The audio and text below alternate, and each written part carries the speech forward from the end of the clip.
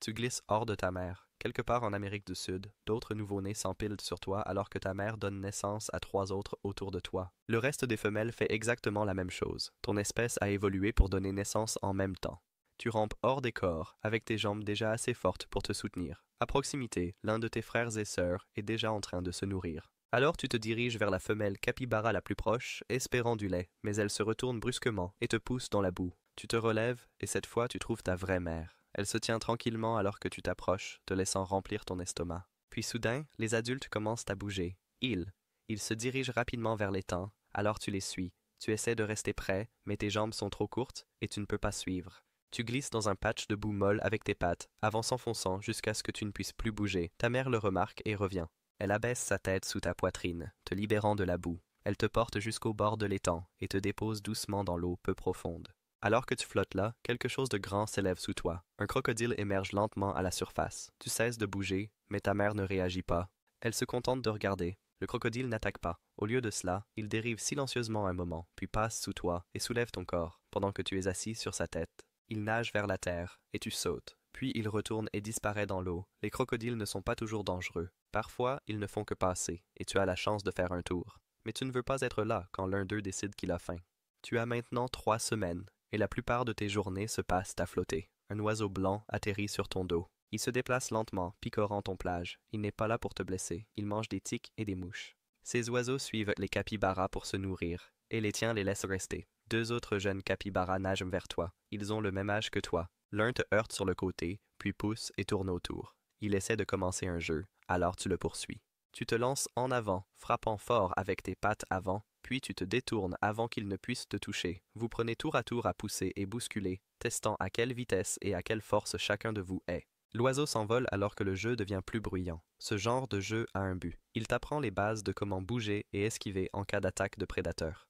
Mais ensuite, quelque chose d'autre bouge dans l'eau. Une loutre surgit de l'eau et s'accroche à la patte de ton ami. Elle secoue violemment, le traînant de côté. Les loutres sont des prédateurs, mais elles sont aussi territoriales. Ton ami donne un coup de pied fort, et la loutre lâche prise un instant, puis mord à nouveau plus haut, près des côtes. Puis, quand elle en a enfin assez, elle lâche prise et disparaît. Tu restes immobile, retenant ton souffle, car bouger maintenant ne ferait qu'empirer les choses. Ton ami sort de l'eau en boitant, laissant une trace dans la boue. Tu le suis. Tranquillement, l'oiseau revient.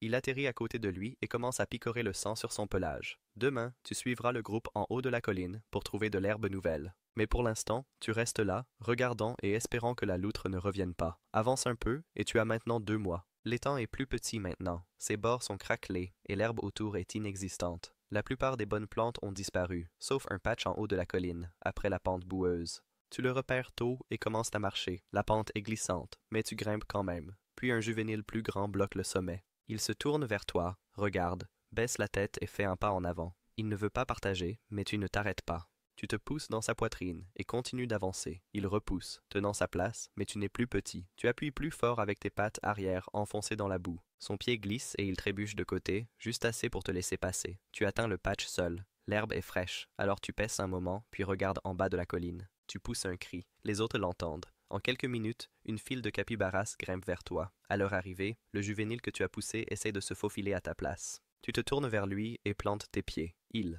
s'arrête. Puis il se déplace sur le côté et mange ailleurs. Après avoir mangé à ta faim, tu t'accroupis et fais caca. Puis tu te tournes, baisses la tête et le manges. Tu as vu les adultes faire cela avant. Tu ne savais pas pourquoi jusqu'à maintenant. Ton intestin n'est pas encore complètement développé. Il a besoin des bactéries que tu viens de passer. C'est ainsi que ton estomac apprend à décomposer les tiges et racines dures dont tu dépendras en grandissant. Ce soir-là, ton groupe s'installe sur la colline. Tu te couches à côté de 2 autres. Le juvénile que tu as défié reste à proximité, mais ne s'approche pas.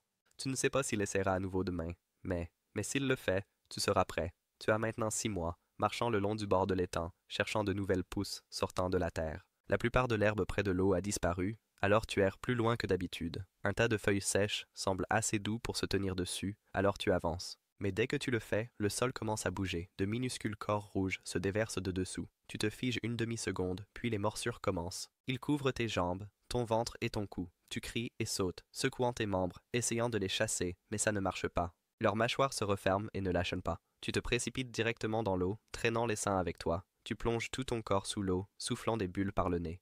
Tu remontes une fois pour respirer, puis replonges, frottant ta tête contre la boue au fond. Ça aide, mais ce n'est pas suffisant. Les fourmis s'accrochent encore aux parties les plus tendres de ta peau. Tu restes dans l'eau jusqu'à ce que ton corps cesse de tressaillir. Et c'est alors que les fourmis lâchent enfin prise. Quand tu rampes hors de l'eau, tu vois du mouvement de l'autre côté de l'étang. Un coati creuse dans le même tas de feuilles. Son museau s'enfonce dans le monticule et en sort un morceau de terre couvert de fourmis et d'œufs, et il les mange rapidement, agitant sa langue et mâchant vite. Tu regardes depuis la berge, encore dégoulinant. Le coati ne se soucie pas que tu aies été envahi, il veut juste son petit déjeuner. Les fourmis de feu n'appartiennent pas ici, mais elles sont partout maintenant. Les capybaras comme toi ne les combattent pas. Vous courez juste vers l'eau et espérez qu'elle soit assez profonde. Avance un peu et tu as maintenant 1 an, plus grand, plus lourd et plus traité comme un bébé. Tu marches encore près de ta mère, mais elle ne se retourne pas aussi souvent. Quand tu pousses un cri, les autres ne répondent pas. Tu manges avec eux, tu dors avec eux, mais quelque chose a changé maintenant. Toi, tu es assez vieux pour partir. Un matin, tu ne suis pas le groupe. Tu marches dans l'autre sens, vers un tronc couvert de mousse. Tu pèses là seul jusqu'au coucher du soleil, puis tu vas dormir à côté. Personne ne te rejoint, et personne ne vient te chercher non plus. Le lendemain, tu essaies de former quelque chose de nouveau. Tu incites 2 juvéniles à te suivre. L'un le fait un moment, mais à midi, il est parti. Il est retourné au groupe.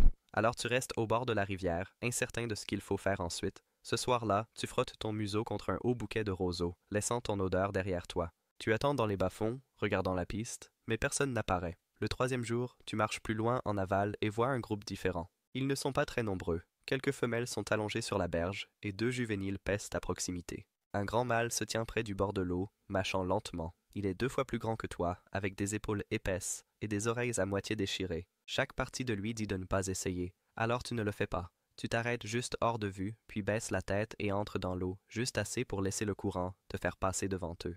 Tu inclines ton corps à l'écart et commences à paître comme si c'était ton plan depuis le début. Le grand mâle lève la tête une fois, te regardant un moment, puis retourne à mâcher. Il ne te chasse pas, alors tu restes. Tu as 2 ans et tu vis avec ton nouveau groupe depuis 1 an maintenant. Tu marches à côté du mâle dominant, restant juste derrière son épaule, alors qu'il traverse la boue et s'arrête pour paître sur un patch d'herbe fraîche. Tu baisses la tête et te nourris aussi, gardant tes mouvements petits pour ne pas attirer l'attention. Il recommence à bouger et tu le suis, sans réfléchir.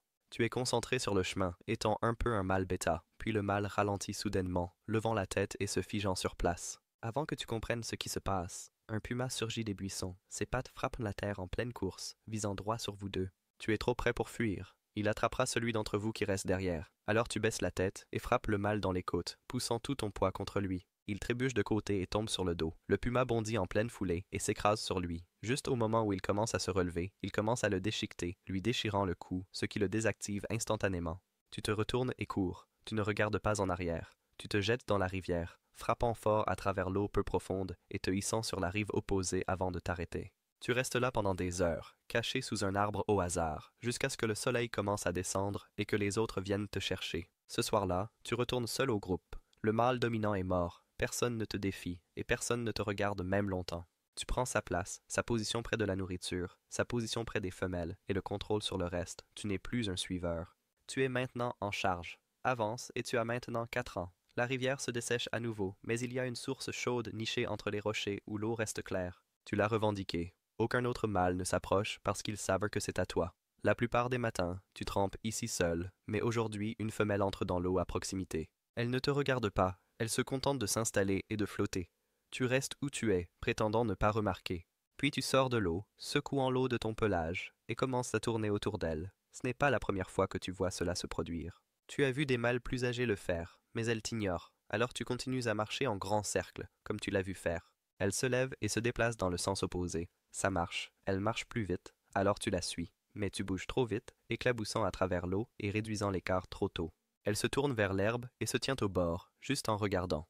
Tu t'arrêtes et baisses la tête pour manger un bouquet de mauvaises herbes, mâchant lentement tout en lui tournant le dos. Après un moment, elle revient en cercle. Cette fois, elle passe juste à côté de toi. Tu te tournes et la suis, gardant tes pas réguliers et restant derrière elle. Elle ralentit et te laisse t'approcher. Tu te déplaces à ses côtés et montes sur elle, plantant tes pattes avant derrière ses épaules. Cela dure quelques secondes, puis elle s'éloigne et retourne dans la source, s'abaissant dans l'eau. Toi, tu la suis et te couches à côté d'elle. Maintenant, tu comprends comment ça marche. Tu n'as pas besoin de te battre ou de repousser les autres. Tu as juste besoin de bouger au bon moment. Tu as maintenant 5 ans. Tu marches au bord de la forêt où poussent les arbres fruitiers. Une mangue tombe à proximité et roule à tes pieds. Tu morces une fois, puis encore, le jus sucré remplissant ta bouche pendant que tu mâches. La peau se déchire facilement. Tu en avales la moitié avant que les autres capybaras ne remarquent même qu'elle est tombée. 2 femelles et un mâle plus jeune sont proches, tous concentrés sur leurs propres fruits. Quelques autres tombent autour de toi, rebondissant sur les branches et atterrissant dans les feuilles. L'un d'eux roule plus loin, glissant dans le buisson. Tu avances après lui sans réfléchir, mâchant encore la dernière bouchée, puis quelque chose tire ta jambe de côté. Un fil se referme autour de ta cheville, te déséquilibrant et te projetant au sol. Tu essaies de te relever, mais ta jambe reste coincée. Le fil est trop fort. Tu te tords et donnes des coups de pied, te traînant en demi-cercle dans la terre, mais ça ne se desserre pas. Tu luttes plus fort, enfonçant tes dents dans les lianes, déchirant le buisson qui cache l'ancre, mais rien ne casse. Le piège maintient ta jambe à un mauvais angle, et plus tu tires, plus il coupe profondément. Les autres sont déjà partis quand le fil s'est refermé. Ils ont couru sans même te jeter un coup d'œil. Tu cesses de bouger. Le sang autour de ta cheville s'épaissit dans la terre. Puis, les mouches commencent à atterrir sur ton dos et y restent. Finalement, le bruit de pas se fait entendre à travers les arbres. Un homme s'avance vers toi, tenant une bobine de corde dans une main et une machette dans l'autre. Il s'accroupit, vérifie le piège, puis attrape ta jambe et te libère. Tu ne résistes pas. Tu n'es pas conscient de la plupart de ce qui suit. Il te porte par les jambes, te lie à un poteau et le passe sur son épaule. De retour au camp, le travail est rapide. Il dépouille ton corps et étend la peau pour sécher. La viande est mise de côté. Des semaines plus tard, une partie de toi est enroulée autour de la taille de quelqu'un, cousue dans une ceinture.